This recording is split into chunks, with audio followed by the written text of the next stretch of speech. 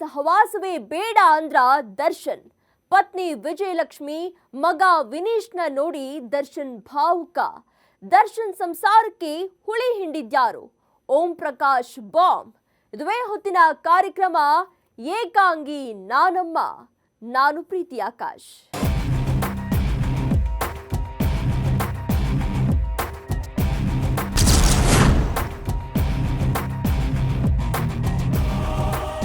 ಏನೂ ಮಾಡೋಕ್ಕಾಗಲ್ಲ. ಟೈಮ್ ಯಾವ ರೀತಿ ಬರುತ್ತೋ ಅದೇ ರೀತಿ ಇರಬೇಕಾಗತ್ತೆ. ಒನ್ ಟೈಮ್ನಲ್ಲಿ ದರ್ಶನ್ಗೆ ಶೂಟಿಂಗ್ ಮುಗಿಸಿದ ಮೇಲೆ ಯಾರು ಕಾಲ್ ಮಾಡಬಾರ್ದು ಅನ್ನೋ ರೂಲ್ಸ್ ಮಾಡಿದ್ರು. ಆದರೆ ಕಾಲ ಹೇಗೆ ಬದಲಾಗುತ್ತೆ ನೋಡಿ. ಇವತ್ತು ಕಾಲ್ನಲ್ಲಿ ಮಾತಾಡಬೇಕು ಅಂತ ಅನಿಸಿದ್ರು ಯಾರು ಫೋನ್ ಮಾಡೋಕ್ಕಾಗಲ್ಲ. ಯಾರಿಂದಿಗೂ ಗಂಟೆಗಟ್ಟಲೆ ಮಾತಾಡೋಕೆ ಸಾಧ್ಯನೇ ಇಲ್ಲ. ಕೋಟಿ ಕೋಟಿ ಹಣ ಅಕೌಂಟ್ನಲ್ಲಿದೆ, ಆದರೆ ಸ್ವತಂತ್ರವಿಲ್ಲ. ಇವತ್ತು ಜೈಲಿನಲ್ಲಿ ಅವರು ಏಕಾಂಗಿ. ಎಲ್ಲರೂ ಇದ್ದು ಏನೂ ಇಲ್ಲದಿರೋ ಏಕಾಂಗಿ. ಮಾತಾಡೋಕೆ ವಿಷಯಗಳಿದ್ರು ಮೌನಕ್ಕೆ ಶರಣಾಗಿರೋ ಏಕಾಂಗಿ.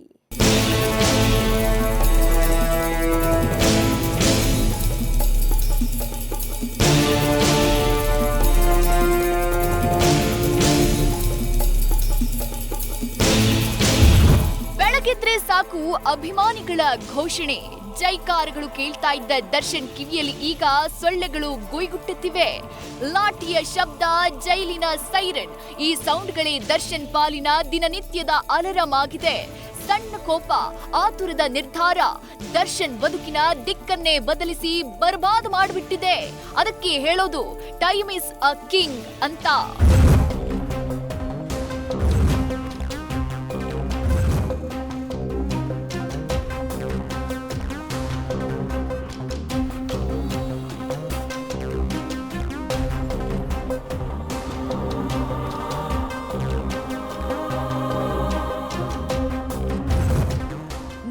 ದರ್ಶನ್ ಜೈಲುವಾಸ ಅನುಭವಿಸ್ತಾ ಇರುವುದು ಹೊಸತೇನಲ್ಲ. 2011ರಲ್ಲೂ ಒಮ್ಮೆ ಜೈಲಿನ ದರ್ಶನ ಮಾಡಿದ್ದ ದರ್ಶನ್ ಮತ್ತೆ ಪರಪ್ಪನ ಅಗ್ರಹಾರ ಸೇರಿದ್ದಾನೆ. ಈ ಹಿಂದೆಯೂ ಜೈಲೂಟ ಸವಿದಿದ್ರು. ಅದ್ಯಾಕೋ ಈ ಬಾರಿ ಜೈಲು ಸೇರಿದ 2ನೇ ದಿನಕ್ಕೆ ದಾಸನಿಗೆ ಪರಪ್ಪನ ಅಗ್ರಹಾರದ ಜೈಲೂಟ ಬೋರ್ ಅನಿಸೋದಕ್ಕೆ ಶುರುವಾಗಿದ್ಯಂತೆ. ಉಪ್ಪು ಖಾರವಿಲ್ಲದ ಸಪ್ಪೆ ಊಟ ತಿನ್ನೋದಕ್ಕೆ ದರ್ಶನ್ ಪರದಾಡ್ತಿದ್ದಾರಂತೆ.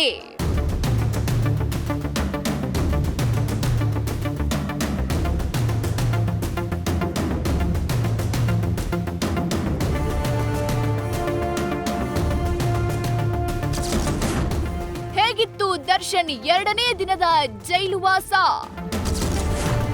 ಜೈಲೂಟ ಸವಿಯಲಾಗದೆ ಪರದಾಟ, ನಿದ್ದೆ ಇಲ್ಲದೆ ಸಂಕಟ.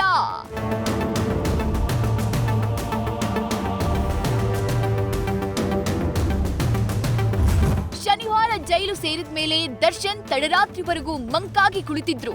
ಯಾವ ಆಲೋಚನೆ ಕಾಡ್ತಾ ಇತ್ತೋ ಗೊತ್ತಿಲ್ಲ. ಭಾನುವಾರ ಬೆಳಗ್ಗೆ 6:30ಕ್ಕೆ ಎದ್ದು ಕಾಫಿನೂ ಕುಡಿಯದೆ, ಪೇಪರ್ ಕೂಡ ಓದದೆ ಸೈಲೆಂಟ್ ಆಗಿದ್ರು. ಮಾರ್ನಿಂಗ್ ಬ್ರೇಕ್ಫಾಸ್ಟ್ ಪಲಾವ್ ಸೇವಿಸಿ ಮೌನದಲ್ಲೇ ಇದ್ರು. ಆದ್ರೀಗ ಜೈಲಿನ ಊಟ ತಿನ್ನೋದಕ್ಕೆ ದರ್ಶನ್ಗೆ ಸಂಕಟವಾಗ್ತಾ ಇದೆಯಂತೆ. ಬಂಧಿ ಖಾನೆಯ ಸಪ್ಪೆ ಊಟ ತಿನ್ನೋದಕ್ಕೆ ದರ್ಶನ್ ಪರದಾಡ್ತಿದ್ದಾರೆ ಎನ್ನುವುದು ಬಲ್ಲ ಮೂಲಗಳಿಂದ ತಿಳಿದು ಬಂದಿರುವ ಮಾಹಿತಿ.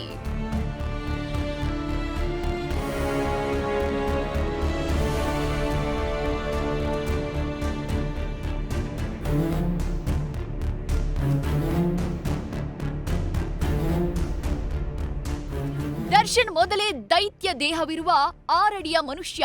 ಆಚೆ ಇದ್ದಿದ್ರೆ ನಿತ್ಯ ಚಿಕನ್, ಮಟನ್, ಜ್ಯೂಸ್, ಫ್ರೂಟ್ಸ್ ಅಂತೆಲ್ಲ ತರಹೇವಾರಿ ಆಹಾರಗಳನ್ನ ತಿಂತಾ ಇದ್ರು. ಆದ್ರೀಗ ಜೈಲಲ್ಲಿ ಈ ಆತಿಥ್ಯಗಳು ಯಾವುದೂ ಸಿಗಲ್ಲ. ಕೊಟ್ಟಿದ್ದನ್ನ ಬಾಯಿ ಮುಚ್ಕೊಂಡು ತಿನ್ನಬೇಕು. ಸ್ಟಾರ್ ಆಗಿದ್ರು ಅಷ್ಟೇ, ಜನಸಾಮಾನ್ಯರಾಗಿದ್ರು ಅಷ್ಟೇ, ಎಲ್ರಿಗೂ ಒಂದೇ ರೂಲ್ಸ್. ಹೀಗಾಗಿ ದರ್ಶನ್ಗೂ ಯಾವ ವಿಐಪಿ ಟ್ರೀಟ್ಮೆಂಟ್ ನೀಡದೆ ಸಾಮಾನ್ಯ ಕೈದಿಗಳಿಗೆ ನೀಡೋ ಊಟವನ್ನೇ ನೀಡಲಾಗ್ತಾ ಇದೆ. ಇದರ ಮಧ್ಯೆ ದರ್ಶನ್ ಫಿಟ್ನೆಸ್ ಮೇಂಟೈನ್ ಮಾಡೋದಕ್ಕೆ ಚಿಕನ್, ಮಟನ್ ಇಲ್ಲದೆ ದಿನ ಕಳೀತಾ ಇರ್ಲಿಲ್ಲ. ಹೊರಗಡೆ ಇದ್ದಿದ್ರೆ ಜಿಮ್ನಲ್ಲಿ ಬೆವರಳಿಸಿ ದೇಹ ದಂಡಿಸ್ತಾ ಇದ್ರು. ಆದ್ರೀಗ ಜೈಲಿನಲ್ಲಿ ಇದ್ಯಾವುದಕ್ಕೂ ಅವಕಾಶ ಇಲ್ಲದೆ ದರ್ಶನ್ ದೇಹ ಬಳಲಿ ಬೆಂಡಾಗಿ ಹೋಗಿದೆ.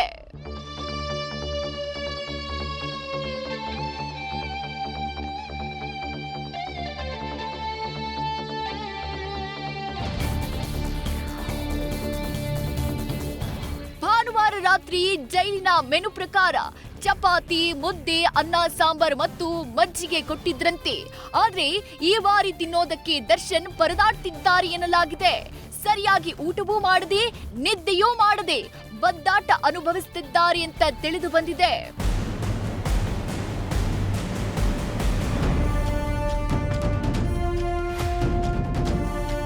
ಇನ್ನು ದರ್ಶನ್ ನಿದ್ದೆ ಕೂಡ ಸರಿಯಾಗಿ ಮಾಡ್ತಾ ಇಲ್ವಂತೆ. ಯಾಕಂದ್ರೆ ರಾತ್ರಿ ಆದ್ರೆ ಸಾಕು ಜೈಲಿನಲ್ಲಿರುವ ಸೊಳ್ಳೆಗಳು ಕೊಡೋ ಕಾಟಕ್ಕೆ ಕಣ್ಣು ಮುಚ್ಚಿದ್ರು ನಿದ್ದೆ ಬರ್ತಿಲ್ವಂತೆ. ಹೀಗಾಗಿ ರಾತ್ರಿ ಕಳೆಯೋದಕ್ಕೆ ದರ್ಶನ್ ಪರದಾಡ್ತಿದ್ದಾರಂತೆ. ಆಚೆ ಇದ್ದಿದ್ರೆ ಮೆತ್ತನೆ ಬೆಡ್, ಎಸಿ, ಕೇಳಿದ್ದನ್ನ ತಂದುಕೊಡೋ ಜನ. ಆದ್ರೀಗ ಚಾಪೆ ಮೇಲೆ ನಿದ್ದೆ ಮಾಡೋದಕ್ಕೆ ದರ್ಶನ್ ದೇಹ ಒಪ್ತಾ ಇಲ್ಲ ಅಂತ ತಿಳಿದು ಬಂದಿದೆ. 6 ಗಂಟೆಗೆ ಎದ್ದ ದರ್ಶನ್ ಕಾಫಿ ಬಿಟ್ಟು ಬಿಸಿ ನೀರು ಕುಡಿದ ದಾಸ.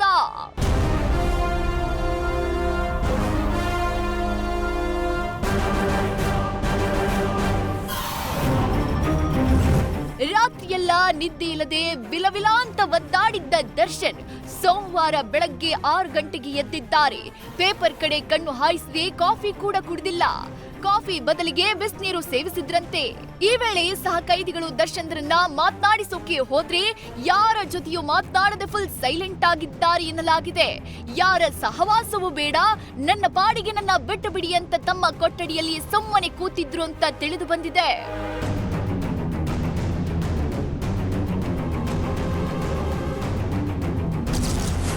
ದರ್ಶನ್ ಭೇಟಿಗೆ ಬಂದ ಪತ್ನಿ ವಿಜಯಲಕ್ಷ್ಮಿ, ಪುತ್ರ ವಿನೇಶ್.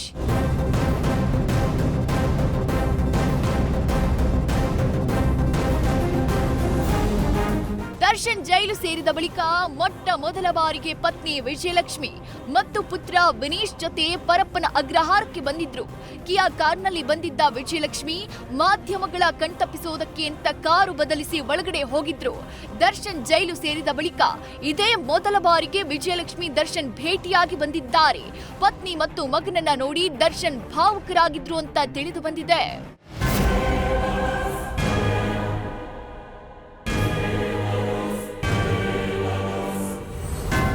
ಇನ್ನು ದರ್ಶನ್ ಆಪ್ತ ನಟ ವಿನೋದ್ ಪ್ರಭಾಕರ್ ಕೂಡ ದಾಸನ ಭೇಟಿಗಾಗಿ ಪರಪ್ಪನ ಅಗ್ರಹಾರಕ್ಕೆ ಬಂದಿದ್ರು.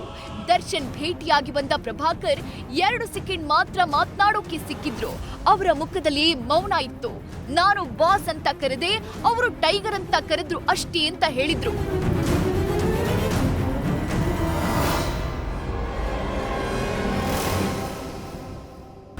ಏನೂ ಮಾತಾಡಿಲ್ಲ, ಅವರು ಮಾತಾಡಿಲ್ಲ. ನಾನು ಸುಮ್ಮನೆ ಟೈಗರ್ ಅಂದರು, ಬಾಸ್ ಅಂದೆ ಅಷ್ಟೇ. ನನಗೂ ಈ ಒಂದು ಇದರಲ್ಲಿ ಯಾಕಂದರೆ ಬೇರೆ ಎಲ್ಲ ಕಡೆನೂ ಬೇರೆ ಥರದ್ದು ನಾವು ಮೀಟ್ ಮಾಡಿದ್ದೀವಲ್ಲ, ನಾನು ಏನೂ ಮಾತಾಡಲಿಲ್ಲ. ಸರಿ ಆಯಿತು ಅಂತ ಬಂದ್ಬಿಟ್ಟೆ. ನಾನು ಸಪ್ರೇಟ್ ರೂಮಲ್ಲಿ ಕೂರಿಸಿದ್ರು. ನಾನು ಯಾರು ಬಂದಿದ್ದಾರೆ ಏನು ಅಂತ ನೋಡಲಿಲ್ಲ. ಸಪ್ರೇಟಾಗಿ ನಾನು ನೋಡದೆ ಬಂದೆ. ಆಮೇಲೆ ಇನ್ನೊಂದು ವಿಷಯ ಏನು ಅಂದರೆ, ಇವತ್ತು ನನಗೆ ಎಷ್ಟು ಗೊತ್ತಿದೆ ಅಷ್ಟೇ ನಾನು, ಯಾಕಂದರೆ ನನಗೆ ಎಲ್ಲರೂ ಲಾಸ್ಟ್ ಟೈಮಿಂದ ನಾನು ನೋಡ್ತಿದ್ದೀನಿ, ಬಂದಿಲ್ಲ ವಿನೋದ್ ಪ್ರಭಾಕರ್, ಎಲ್ಲೂ ಮಾತಾಡಿಲ್ಲ, ಹೇಳಿಕೆ ಕೊಟ್ಟಿಲ್ಲ, ಎಲ್ಲೂ ಪೋಸ್ಟ್ ಹಾಕಿಲ್ಲ ಅಂತೆಲ್ಲ ಹೇಳಿದ್ರಲ್ಲ. ನಾನಂದರೆ ಈಗ ಪೋಸ್ಟ್ ಹಾಕಿ ಈ ಸಮಸ್ಯೆ ಬಗೆಹರಿಯುತ್ತೆ ಅಥವಾ ಈ ಪ್ರಾಬ್ಲಮ್ ಎಲ್ಲ ಸಾಲ್ವ್ ಆಗುತ್ತೆ ಅನ್ನೋ ಥರ ಆಗಿದ್ದಿದ್ರೆ ನಾನೇ 1 ಲಕ್ಷ ಪೋಸ್ಟ್ ಹಾಕ್ಬಿಡ್ತಾಯಿದ್ದೆ. ಇದೆಲ್ಲ ಪ್ರಾಬ್ಲಮ್ ಸಾಲ್ವ್ ಆಗಲಿ, ಎಲ್ಲ ಮೊದಲಿನ ಥರ ಆಗೋಗಲಿ ಅಂತ. ಇದು ಭಾಳ ಗಂಭೀರವಾಗಿದೆ. ಸೊ ಹಾಗಾಗಿ ಪೊಲೀಸ್ ತನಿಖೆ ನಡೀತಿದೆ. ಸೊ ಅವ್ರಿಗೂ ಯಾವುದೂ ತೊಂದರೆ ಆಗಬಾರ್ದು. ಸೊ ನಮ್ಗೆ ಎಷ್ಟು ಗೊತ್ತಿದೆ ಅಷ್ಟೇ ನಾವು ಹೇಳಬೇಕು ಅಂತಿದ್ದೆ ನಾನು. ಪವಿತ್ರ ಗೌಡಾಗೂ ಒಗ್ಗದ ಜೈಲೂಟ, ನಿದ್ದೆ ಇಲ್ಲದೆ ಚಡಪಡಿಕೆ. ಫಸ್ಟ್ ಟೈಮ್ ಸೆರೆವಾಸ ಅನುಭವಿಸ್ತಾ ಇರೋ ಪವಿತ್ರ ಗೌಡಾಗೂ ಸೆರೆವಾಸ ನರಕವಾಗಿದೆ. ಪಾರ್ಟಿ ಪಬ್ ಅಂತೆಲ್ಲ ಓಡಾಡ್ಕೊಂಡು ಇದ್ದವಳು 4 ಗೋಡೆಗಳ ಮಧ್ಯೆ ದಿನ ಕಳೆಯುತ್ತಿದ್ದಾಳೆ. ನಿತ್ಯ ರುಚಿಯಾದ ಊಟ ಸೇವಿಸ್ತಾ ಇದ್ದ ಪವಿತ್ರ ಗೌಡ ಈಗ ಉಪ್ಪು ಖಾರ ಇಲ್ಲದ ಊಟ ತಿನ್ನೋದಕ್ಕೆ ಒದ್ದಾಡ್ತಿದ್ದಾಳಂತೆ. ಹೀಗಾಗಿ ಐಷಾರಾಮಿ ಜೀವನ ನಡೆಸಿದ್ದ ಪವಿತ್ರಾಗೆ ಜೈಲುವಾಸ ಸಂಕಷ್ಟ ತಂದಿಟ್ಟಿದೆ. ರಾತ್ರಿ ಕೂಲ್ ಎಸಿ ಕೆಳಗೆ ಸೊಂಪಾದ ನಿದ್ದೆ ಮಾಡಿದ್ದ ರೀಲ್ಸ್ ರಾಣಿಗೆ ಚಾಪೆ ಮೇಲೆ ರಾತ್ರಿ ಕಳೆಯುವ ಪರಿಸ್ಥಿತಿ ಬಂದಿದೆ. ಜೊತೆಗೆ ಕರೆಯದೆ ಬರುವ ಅತಿಥಿಗಳು ಅಂದ್ರೆ ಸೊಳ್ಳೆ ಕಾಟಕ್ಕೂ ರಾತ್ರಿ ಪದೇ ಎಚ್ಚರಗೊಳ್ತಿದ್ದಾಳಂತೆ. ಸೊಳ್ಳೆ ಕಾಟದಿಂದ ಪವಿತ್ರ ಕಿರಿಕ್ ಜೋರಾಗಿದ್ಯಂತೆ. ಇನ್ನು ಸೋಮವಾರ ಬೇಗ ಎದ್ದಿರುವ ಪವಿತ್ರ ಕಾಫಿ ಕುಡಿದು ಪೇಪರ್ ಓದಿದ್ದಾಳೆ ಅಂತ ತಿಳಿದು ಬಂದಿದೆ. ಜೊತೆಯಲ್ಲಿ ಐಷಾರಾಮಿ ಜೀವನವನ್ನ ಬಗ್ಗೋಡಿಸ್ಕೊಂಡಿದ್ದ ದರ್ಶನ್ ಮತ್ತು ಪವಿತ್ರ ಮಾಡಿದ ತಪ್ಪಿನಿಂದ 4 ಗೋಡೆಗಳ ಕತ್ತಲೆ ಕೋಣೆಯಲ್ಲಿ ದಿನ ಕಳೆಯುವಂತಾಗಿದೆ. ಒಂದೇ ಒಂದು ಕ್ಷಣದ ಸಿಟ್ಟು ಇಬ್ಬರನ್ನ ಪರಪ್ಪನ ಅಗ್ರಹಾರದ ಕತ್ತಲೆಯ ಕೂಪಕ್ಕೆ ತಳ್ಳಿರೋದಂತೂ ಸುಳ್ಳಲ್ಲ.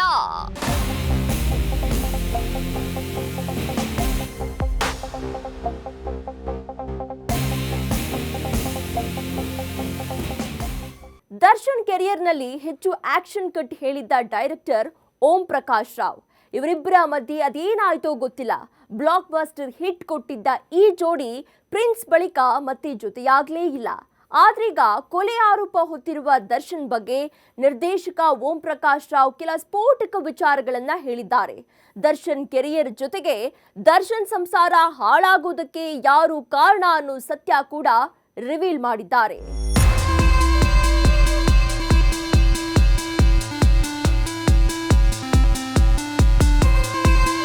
ಅವರಿಬ್ಬರು ಸಂಸಾರ ತುಂಬ ಚೆನ್ನಾಗಿದೆ. ಇವರಿಬ್ಬರು ಸಂಸಾರದಲ್ಲಿ ಹುಳಿ ಹಿಂಡು ಬೇಡ.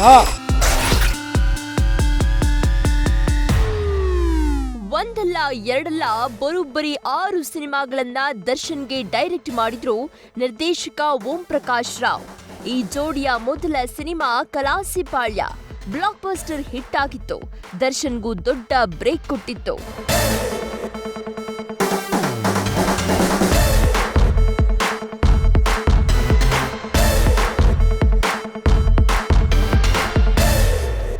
ಇಲ್ಲಿಂದ ಮಂಡ್ಯ, ಅಯ್ಯ ಹೀಗೆ ಸಾಲು ಸಾಲು ಸಿನಿಮಾ ಹಿಟ್ ಲಿಸ್ಟ್ ಸೇರಿದ್ವು.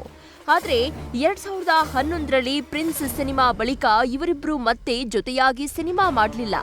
ಆದ್ರೀಗ ಈ ಪ್ರಶ್ನೆಗಳಿಗೆ ನಿರ್ದೇಶಕ ಓಂ ಪ್ರಕಾಶ್ ರಾವ್ ಉತ್ತರ ನೀಡಿದ್ದಾರೆ.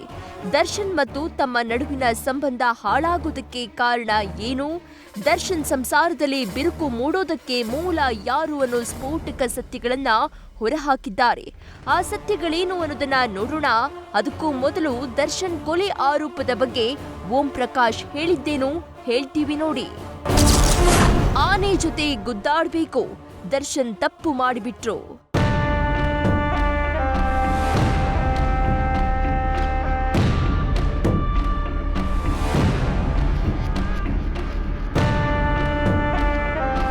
ರೇಣುಕಾಸ್ವಾಮಿ ಪವಿತ್ರ ಗೌಡಗೆ ಕಳಿಸಿದ್ದ ಅಶ್ಲೀಲ ಮೆಸೇಜ್ ಇವತ್ತು ಈ ಮಟ್ಟದ ರಾಧಾಂತಕ್ಕೆ ಕಾರಣವಾಗಿದೆ.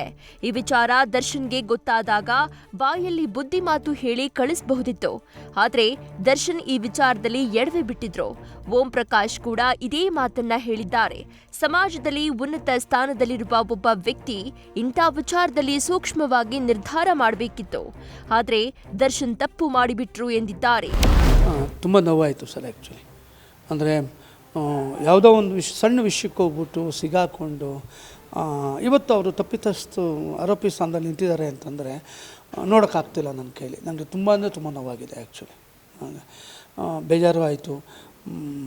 ಅದೇ ನನಗೆ ಅನಿಸಿದ್ದೇನಂತಂದರೆ ಗುದ್ದಾಟ ಮಾಡಬೇಕು, ಆನೆ ಜೊತೆ ಗುದ್ದಾಟ ಮಾಡಬೇಕು, ಸರಿಸಮವಾದ ವ್ಯಕ್ತಿಗಳ ಜೊತೆ ಗುದ್ದಾಟ ಮಾಡಬೇಕು. ರೇಣುಕಾಸ್ವಾಮಿ ಅವರು ಒಂದು ಮಿಡ್ಲ್ ಕ್ಲಾಸ್ ಫ್ಯಾಮಿಲಿಯವರು ಅವರು ಮೆಸೇಜ್ ಮಾಡಿದ್ದಾರೆ ಈ ಥರ ಹಿಂಗೆ ಸೋಣ್ಸು. ಆ ಮೆಸೇಜಸ್ಸು ನಿಮಗೆ ಎಷ್ಟು ಮಟ್ಟಿಗೆ ನೋವಾಯಿತು, ಎಷ್ಟು ಮಟ್ಟಿಗೆ ಆಯಿತು? ಎಂಥ ಮೆಸೇಜೇ ಆಗಿರಲಿ ಕ್ಷಮಿಸುವಂಥ ಮಾತೆ ಅದು. ಒಂದು ಮಾತು ಕಪಾಳ ಕೊಡೋದು, ನೋಡಪ್ಪ ತಪ್ಪು ನೀನು ಮಾಡಿರೋದು, ಹಿಂಗೆಲ್ಲ ಮಾಡಿಕೊಡ್ದು ಅನ್ನೋದು. ಇದು ನನಗೆ ಆಶ್ಚರ್ಯ ಆಗ್ತಿರೋದೇನಂತೆ, ಇದು ಕೊಲೆ ಆಗೋ ಮಟ್ಟಕ್ಕೆ ಮತ್ತು ಈ ರೀತಿ ಕ್ರೂರತನವಾಗಿ ಕೊಲೆ ಆಗೋ ಮಟ್ಟಕ್ಕೆ ಹೋಗಿದೆ ಅಂತ ನಾನು ಕೇಳಿದಾಗ ಮತ್ತು ನೋಡಿದಾಗ ತುಂಬ ಮನಸ್ಸಿಗೆ ತುಂಬ ಬೇಜಾರಾಗುತ್ತೆ ಸರ್. ನಾವ್ಯಾರು ಸಹ ಇನ್ನೊಬ್ಬರಿಗೆ ಸಾವನ್ನು ಬಯಸೋದೇ ತಪ್ಪು, ಅದರಲ್ಲಿ ಕಾರಣಕರ್ತರಾಗೋದು ಅನ್ನೋದು ತುಂಬ ದೊಡ್ಡ ಅಪರಾಧ. ನನಗೆ ತುಂಬ ಬೇಜಾರಾಯಿತು. ಓಂ ಪ್ರಕಾಶ್ ರಾವ್ ದರ್ಶನ್ ಜೊತೆ ಸುಮಾರು 6 ಸಿನಿಮಾಗಳನ್ನ ಮಾಡಿದ್ದಾರೆ. ಹೀಗಾಗಿ ದರ್ಶನ್ ವ್ಯಕ್ತಿತ್ವದ ಪರಿಚಯ ಇದ್ದೇ ಇರುತ್ತೆ. ಆದ್ರೆ ಆಗಿನ ದರ್ಶನ್ಗೂ ಈಗಿನ ದರ್ಶನ್ಗೂ ತುಂಬಾ ವ್ಯತ್ಯಾಸವಿದೆ ಅನ್ನೋದು ನಿರ್ದೇಶಕರ ಮಾತು. ನನಗನ್ಸಿದ ಪ್ರಕಾರ ನಾನು ನೋಡಿದ ದರ್ಶನ್ ಒಂದು ಮಗು ಸರ್.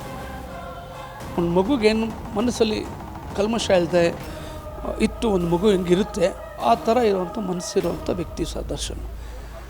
ಅವರು ನಡೆಯೋ ನಡವಳಿಕೆ ಇರ್ಬೋದು, ಕೆಲಸದ ಮೇಲೆ ಅವ್ರಿಗಿದ್ದ ಡೆಡಿಕೇಶನ್ ಆಗಿರ್ಬೋದು, ಕೆಲಸ ಅಂತೇಳಿ ಕೆಲಸ ಮಾಡೋ ರೀತಿ ಇರ್ಬೋದು, ಇದು ಅಪಾರವಾದದ್ದು. ಅದಕ್ಕೆ ಬೆಲೆ ಕಟ್ಟೋಕ್ಕಾಗಲ್ಲ. ನಾನು ನೋಡಿದ ದರ್ಶನ್ ಅವರು ಈ ಒಂದು 10 ವರ್ಷದ ಹಿಂದೆ. ಅಷ್ಟು ಮೇಧಾವಿ, ಅಷ್ಟು ಇದು. ಎಲ್ಲೋ ಒಂದು ಕಡೆ ಅವರಲ್ಲಿ ಅಳು ಇತ್ತು. ಅದು ನಾನು ಕಣ್ಣಾರೆ ನೋಡಿದ್ದೀನಿ. ನಾನು ಅವ್ರ ಕಣ್ಣೀರು ಒರೆಸೋಕ್ಕೆ ನಾನು ಒಬ್ಬ ಕಾರಣ ಆಗಬೇಕು ಅಂತ ನನಗೆ ತುಂಬ ಆಸೆಯಿಂದ ಅವ್ರ ಜೊತೆ ನಾನು ಅವ್ರ ಮಾತುಗಳ್ನೂ ಕೇಳಿ ಸಮಾಧಾನ ಪಡಿಸಿರೋದು ನಾನು ಮಾಡಿದ್ದೀನಿ ಸರ್. ನನ್ನ ಕೈಲಾಗಿದ್ದು ನಾನು ಮಾಡಿದ್ದೀನಿ ಅಷ್ಟೇ. ಬಟ್ ಈ ರೀತಿ ಈ ಲೆವೆಲ್ಗೆ ಇದಾಗಿ ನ್ಯೂಸ್ ಚಾನಲ್ಗಳೆಲ್ಲ ಹೋಗ್ಬಿಟ್ಟು ಆರೋಪಿ ಸ್ಥಾನದಲ್ಲಿ ನಿಂತ್ಕೋತಾರೆ ಅಂತ ನಾನು ಮನಸ್ಸಲ್ಲೂ ಅಂದ್ಕೊಂಡಿರಲಿಲ್ಲ. ಇದು ತುಂಬ ಬೇಜಾರಾಯಿತು. ಆಮೇಲೆ ಬೇಡದೇ ಇರೋಂಥ ವಿಷಯ, ಅವ್ರಿಗೆ ಬೇಕಾಗಿಲ್ದಿರೋ ವಿಷಯ, ಸಣ್ಣ ವಿಷಯ ಇದು. ಯಾರಿಗೂ ಹೇಳಿದ್ರೆ ಎಂತೆಂಥ ಅಧಿಕಾರಿಗಳಿದ್ದಾರೆ, ಎಂತೆಂಥ ವ್ಯಕ್ತಿಗಳಿದ್ದಾರೆ ನಿಮ್ಮನ್ನು ಫಾಲೋ ಮಾಡುವಂಥವ್ರು. ನೀವೊಂದು ಮಾತು ಹೇಳಿದರೆ ಯಾರೋ ಕರೆಸಿ ಬುದ್ಧವಾದ ಹೇಳೋರು ಕಳಿಸೋರು. ಇದಕ್ಕೆ ಹೆಂಗೆ ಯಾರು ಹೊಣೆ ಅಂತ ಹೇಳೋದು? ಯಾರು ಇದನ್ನು ನಾವು ಯಾರ ಮೇಲೆ ನಾವು ಇದು ಮಾಡಬೇಕು? ಇವರೇ ಹೊಣೆ, ಇದಕ್ಕೆ ಕಾರಣ ಇವರೇ ಅಂತ ಹೆಂಗೆ ಹೇಳೋದು? ಕರ್ಕೊಂಡೋಗಿ ಅವ್ರನ್ನ ಆ ಜಾಗದಲ್ಲಿ ನಿಲ್ಲಿಸಿರೋದಕ್ಕೆ ಏನಪ್ಪ ಇದು ಅಂತ ಹೇಳ್ಬಿಟ್ಟು ನನಗೆ ತುಂಬ ಮನಸ್ಸಿಗೆ ಬೇಜಾರಾಗಿದೆ. ದರ್ಶನ್ ಓಂ ಪ್ರಕಾಶ್ ರಾವ್ ಸಂಬಂಧ ಹಾಳಾಗಿದ್ಯಾಕೆ?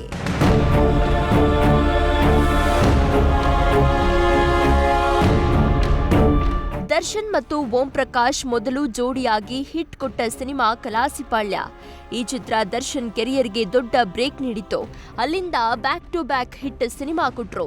ದುರಂತ ಏನಂದ್ರೆ ಪ್ರಿನ್ಸ್ ಸಿನಿಮಾ ಬಳಿಕ ಈ ಜೋಡಿ ಮತ್ತೆ ಒಟ್ಟಿಗೆ ಕೆಲಸ ಮಾಡಿಲ್ಲ. ಅಷ್ಟಕ್ಕೂ ನಿರ್ದೇಶಕ ಓಂ ಪ್ರಕಾಶ್ ದರ್ಶನ್ರಿಂದ ದೂರಾಗಿದ್ದು ಯಾಕೆ? ಈ ಸಂಬಂಧ ಹಾಳಾಗೋದಕ್ಕೆ ಕಾರಣ ಆಗಿದ್ದು ಯಾರು ಅನ್ನೋದನ್ನ ಅವರೇ ಹೇಳ್ತಾರೆ, ಕೇಳಿ. ತುಂಬ ಸಲ ಮಾತಾಡಿದ್ದೆ ಇದ್ರ ಬಗ್ಗೆ ಎಲ್ಲ.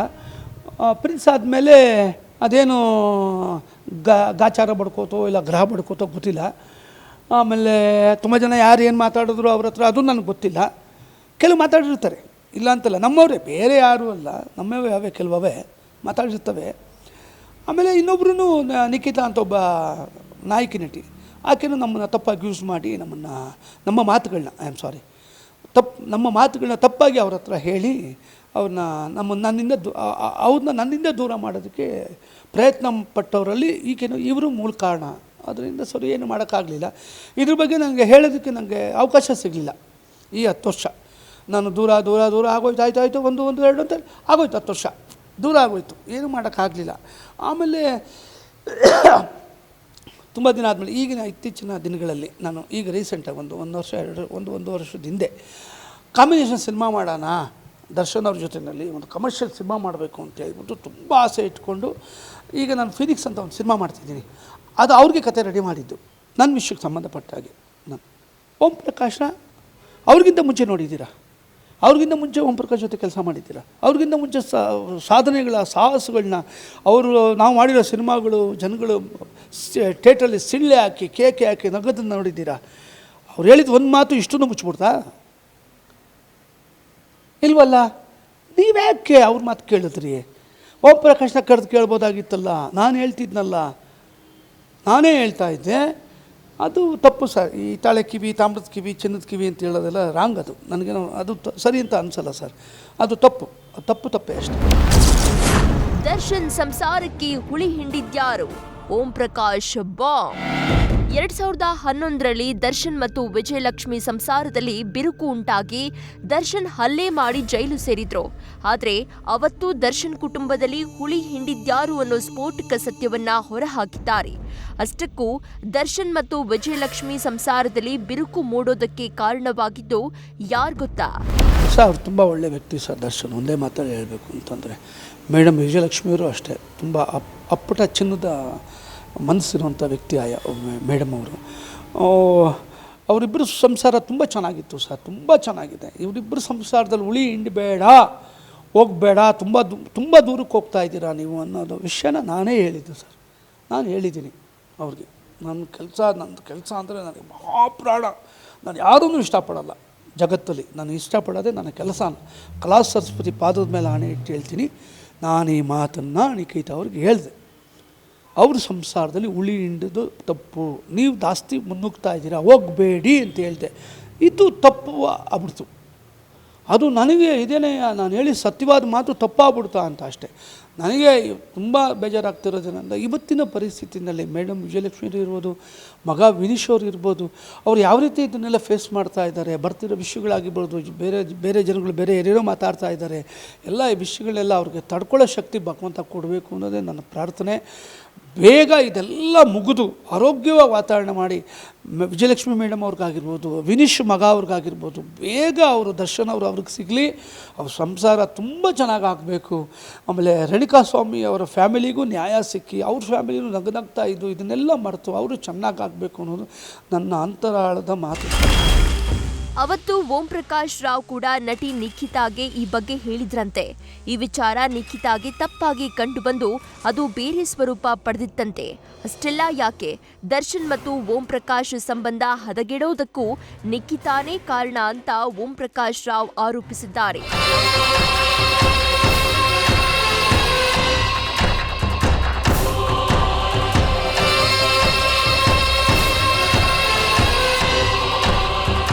ಒಟ್ನಲ್ಲಿ ದರ್ಶನ್ ಕೋಪವೇ ಇವತ್ತು ಅವರಿಗೆ ಶತ್ರುವಾಗಿ ಜೈಲಿನ ಕಂಬಿ ಎಣಿಸುವಂತೆ ಮಾಡಿದೆ.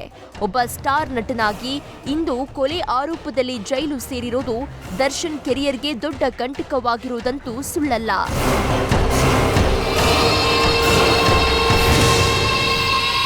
ದರ್ಶನ್ ಒಂದು ಕ್ಷಣದ ಸಿಟ್ಟು ಇವತ್ತು ಅವರ ಬದುಕಿನ ದಿಕ್ಕನ್ನೇ ಬದಲಿಸಿದೆ. ಮಾಡಿದ ತಪ್ಪಿನಿಂದ ಕತ್ತಲ ಕೋಣೆಯ ಕೂಪದಲ್ಲಿ ಪರದಾಡುವಂತಾಗಿದೆ. ಇದಾಗಿತ್ತು ಹೊತ್ತಿನ ವಿಶೇಷ. ಕ್ಷಣ ಕ್ಷಣದ ಮಾಹಿತಿಗಾಗಿ ನೋಡ್ತಾ ಇರಿ ನ್ಯೂಸ್ ಫಸ್ಟ್, ನಿರ್ಭೀತಿಯಿಂದ ನಿಮ್ಮ ಪರವಾಗಿ.